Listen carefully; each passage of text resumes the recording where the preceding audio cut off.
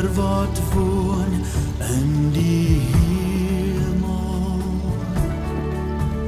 geheilig sy u naam.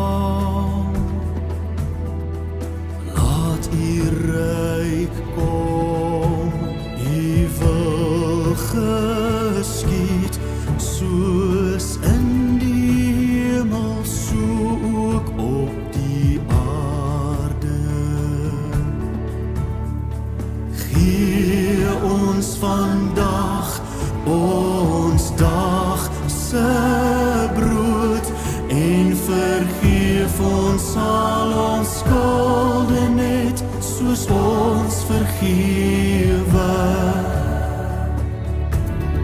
die wat teen ons sondig.